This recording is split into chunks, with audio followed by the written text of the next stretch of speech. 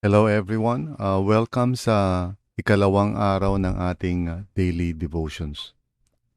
Ang title po ng devotions natin today ay More Than Attendance. And let us read our passage for today.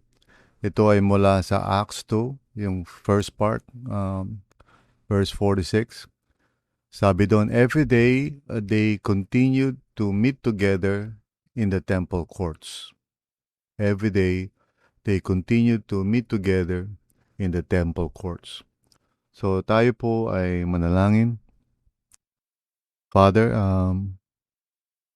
the early church truly is a wonderful vision, but also a challenge as we imagine, Lord, how to live in this way in community with each other.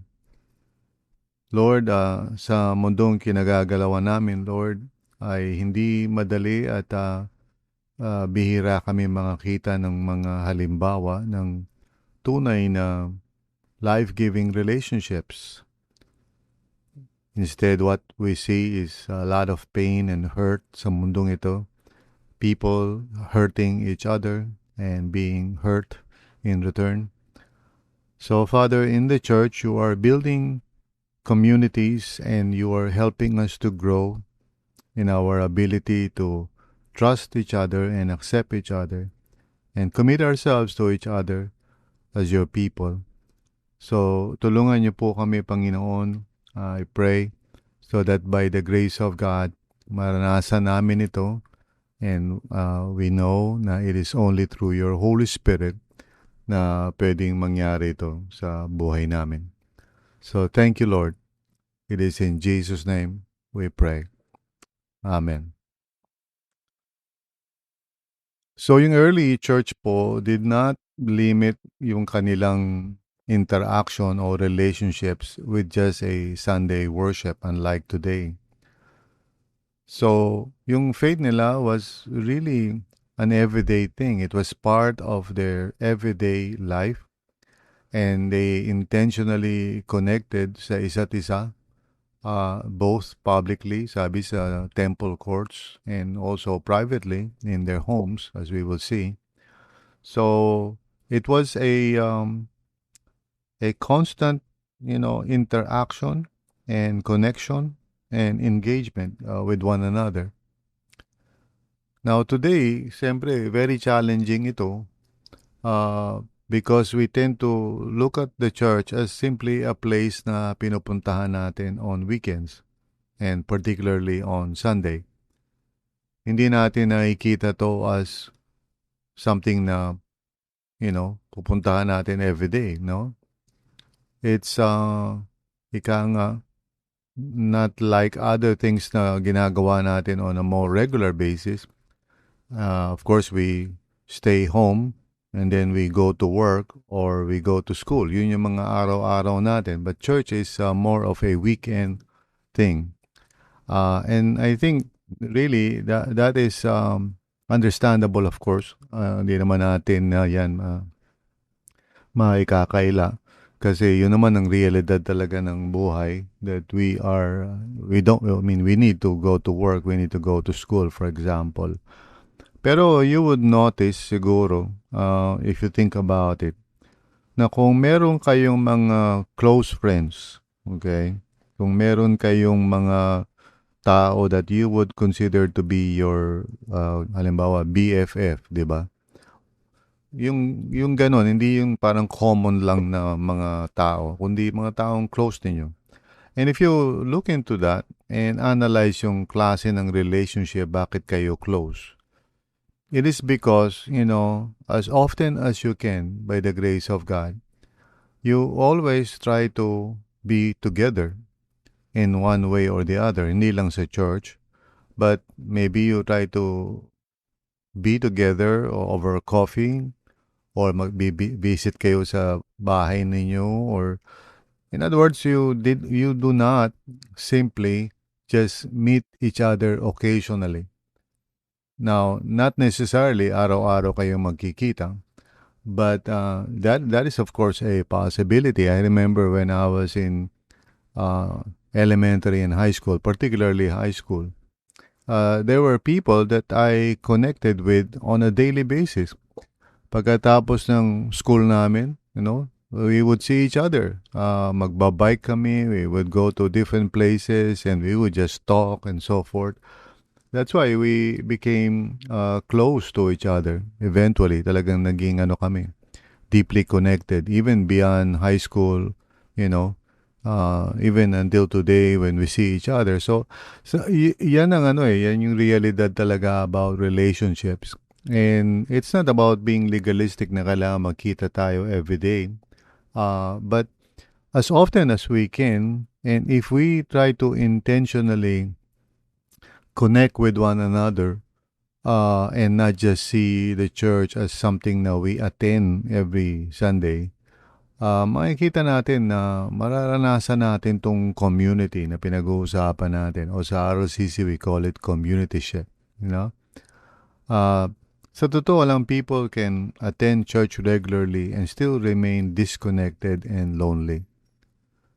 Okay? Kasi hindi naman yung attendance no? Ang mahalaga. Ang mahalaga is connection.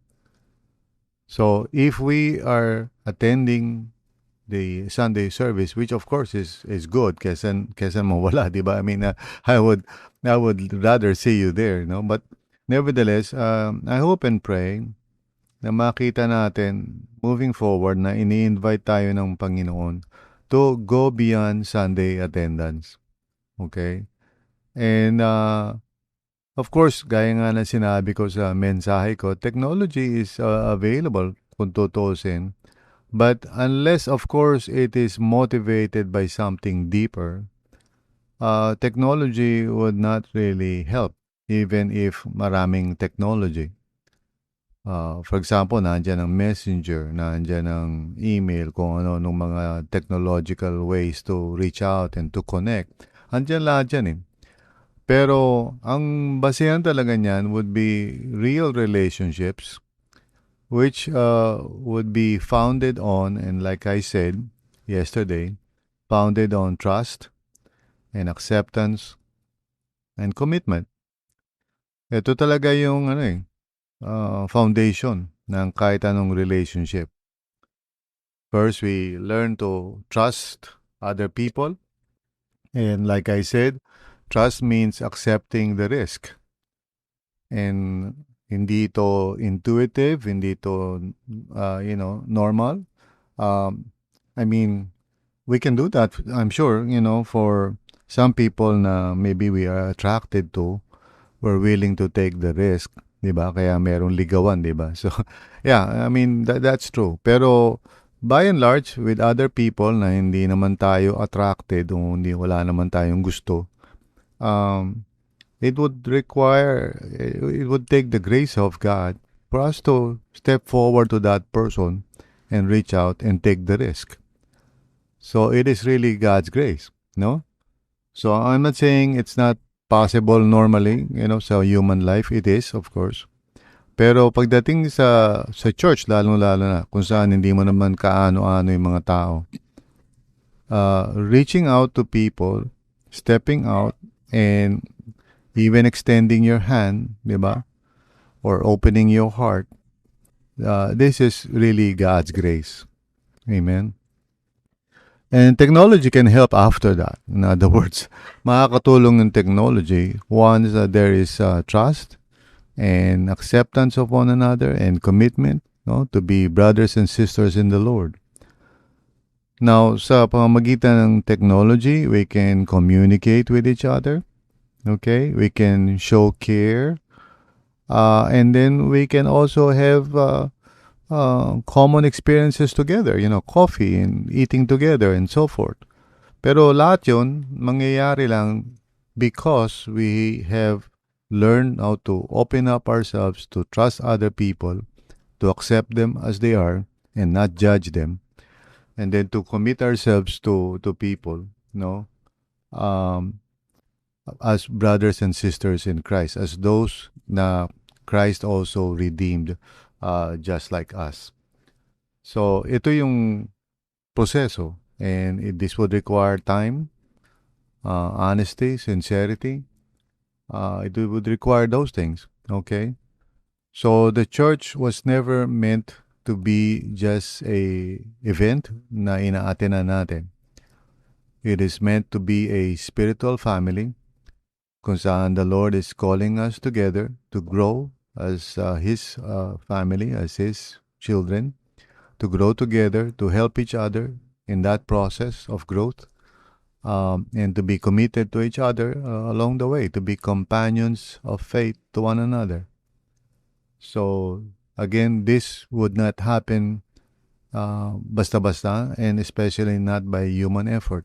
Although, kasama tayo doon, siyempre, sa proseso na yun. We do have to cooperate with God.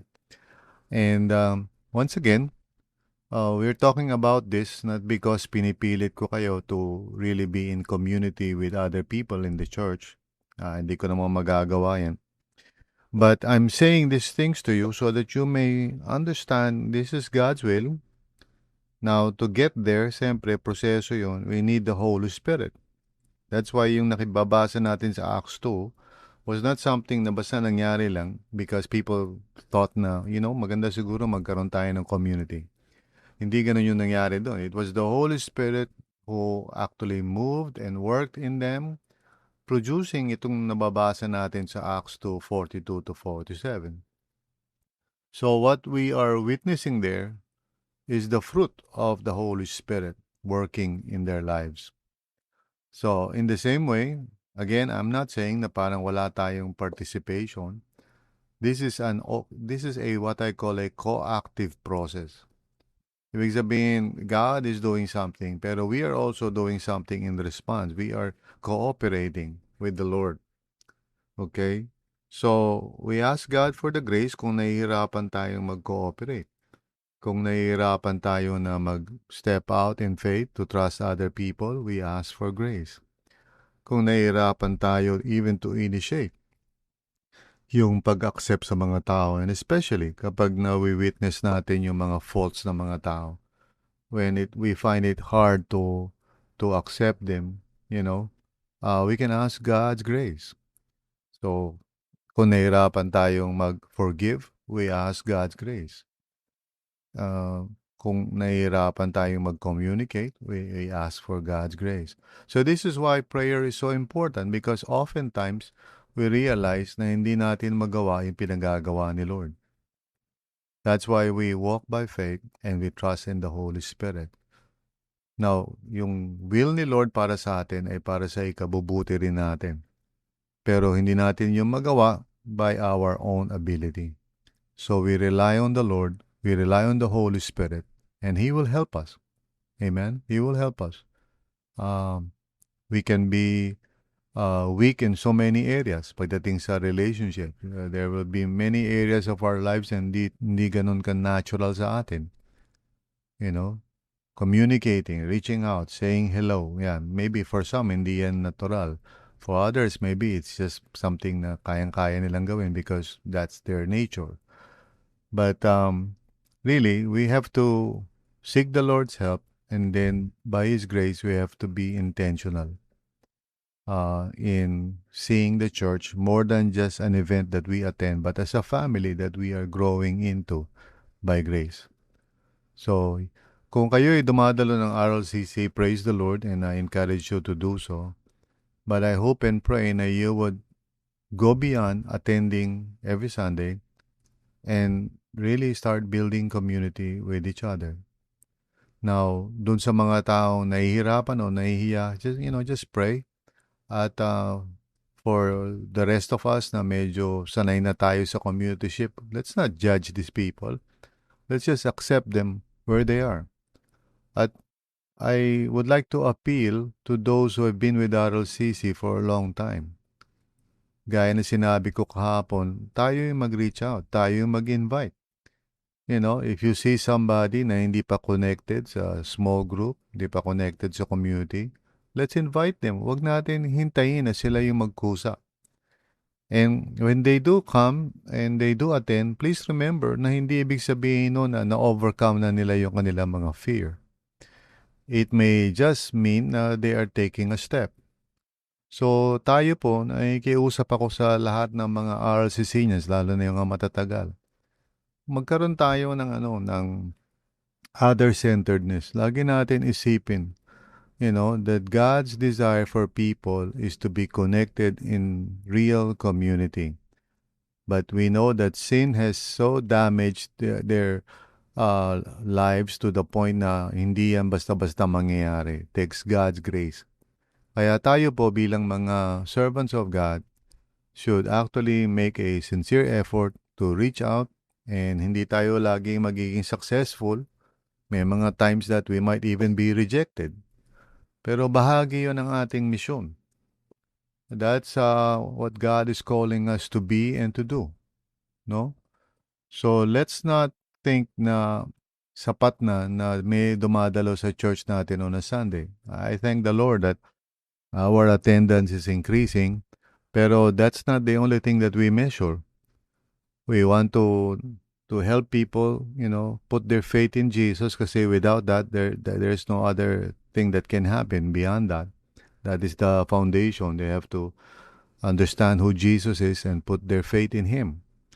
And when they do so, they will receive the Holy Spirit, and which will now, or who will now empower them to live as God would want them to live.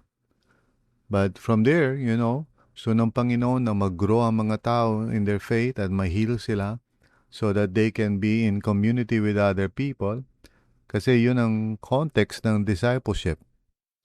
That's how people will grow.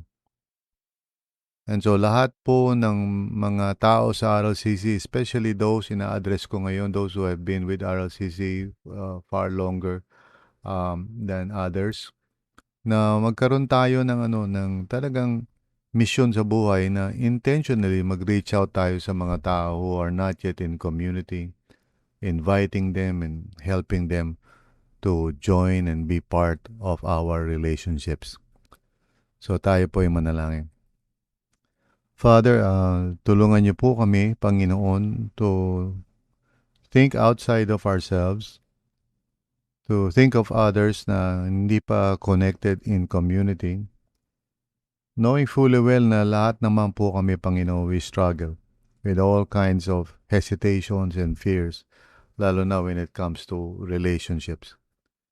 So, Panginoon, tulungan niyo kami, dear God, that we might be able, Lord, to help each other in this journey of faith, so that, Lord, RLCC would not just be a place na inaatinan namin on weekends, but it would be a family that really goes beyond weekends, and we are willing to engage with each other beyond Sunday.